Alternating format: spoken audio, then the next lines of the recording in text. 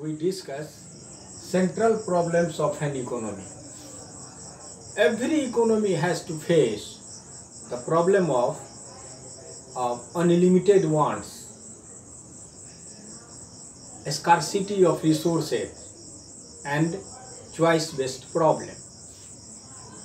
These problems are known as central problems of an economy, or economic problems, or basic problems. Every economy, whether developed, underdeveloped, capitalist, socialist, or mixed economy, has to face the problem of allocation of resources, problem of efficient use of resources, and problem of growth of resources. Different economists assume different types of economic problems, but the fact is that there are three basic central problems: problem of allocation of resources, problem of efficient use of resources, and problem of growth of resources. So far as problem of allocation of resources is concerned, there are three basic problems under problem of allocation of resources: what to produce and how much to produce, how to produce and for whom to produce. First of all, we come to the problem what to produce and how much to produce. Every economy has to decide which goods are to be produced, consumer goods और capital good. इस संदर्भ में economy को, producer को ये decide करना पड़ता है कि किस गुड्स का प्रोडक्शन करना है.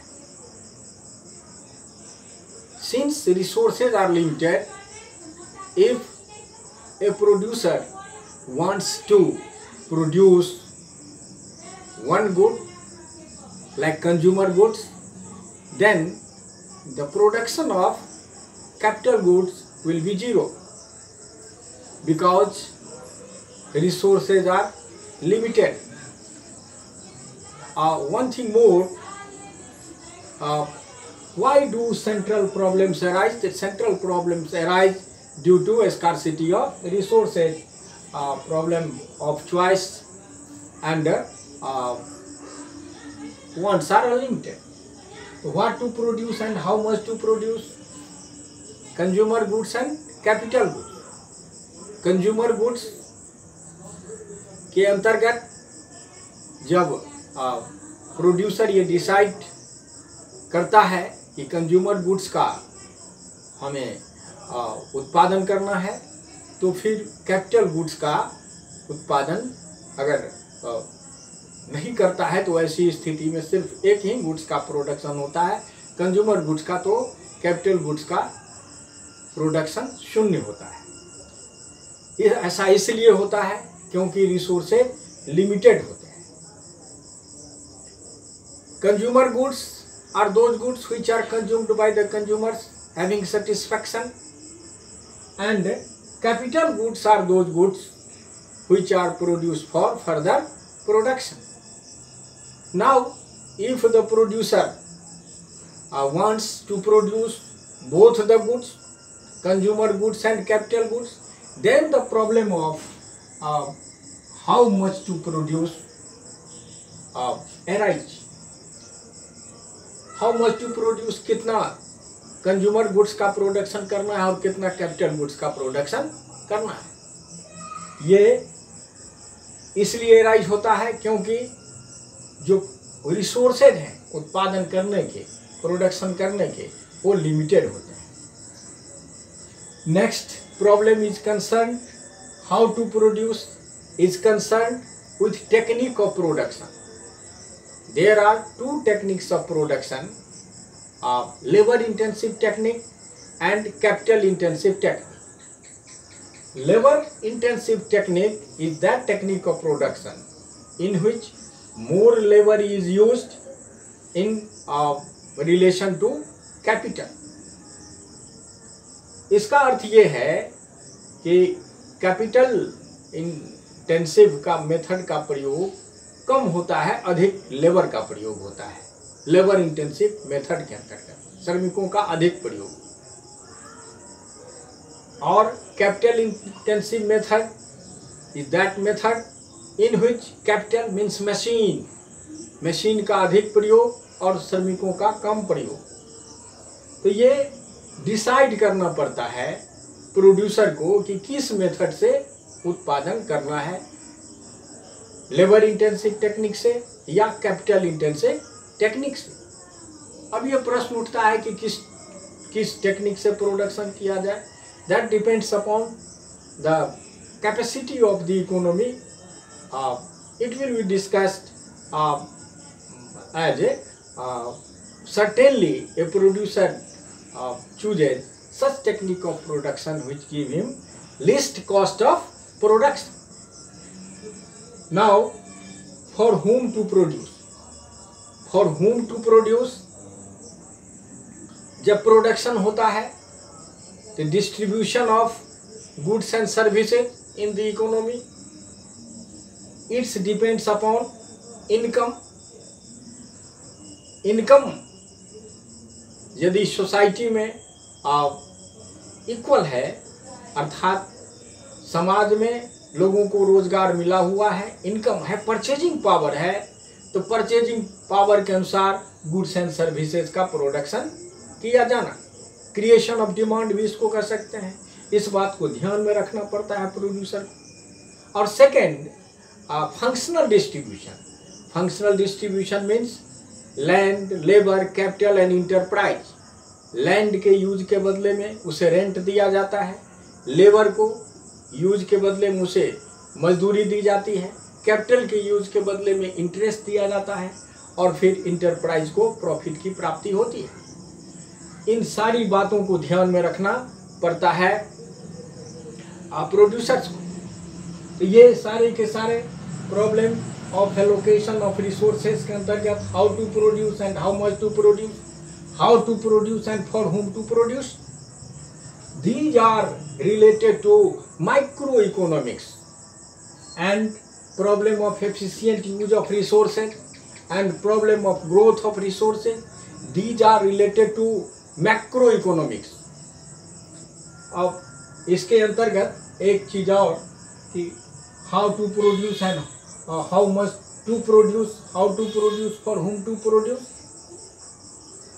ये निर्भर करता है कि जैसे मार्केट इकोनॉमी के अंतर्गत, कैपिटलिस्ट इकोनॉमी के अंतर्गत जो सेंट्रल प्रॉब्लम्स हैं उसको सॉल्व किया जाता है प्राइस मैकेनिज्म के आधार पे, डिमांड एंड सप्लाई के आधार पे। वैसी स्थिति में जो प्रोड्यूसर है अधिक से अधिक लाभ कमाना चाहता है, जबकि जो कंज्यूमर है उस कम से कम कीमत पे वो सामान को खरीदना चाहता है। ऐसी स्थिति में सर्टेनली एक प्रोड्यूसर ऐसी टेक्निक का उपयोग करना चाहता है जिससे उसे कॉस्ट ऑफ प्रोडक्शन कम हो, जिससे कि अधिक से अधिक आप वो लाभ कमा सके अपने गुड्स पे। सोशलिस्टिक इकोनॉमी के अंतर्गत maximization of welfare to the people, government का ये एम होता है, लक्ष्य होता है। ऐसी स्थिति में सेंट्रल जो अथॉरिटीज होते हैं वे इसको तय करते हैं, सेंट्रल प्रॉब्लम्स को सॉल्व करते हैं।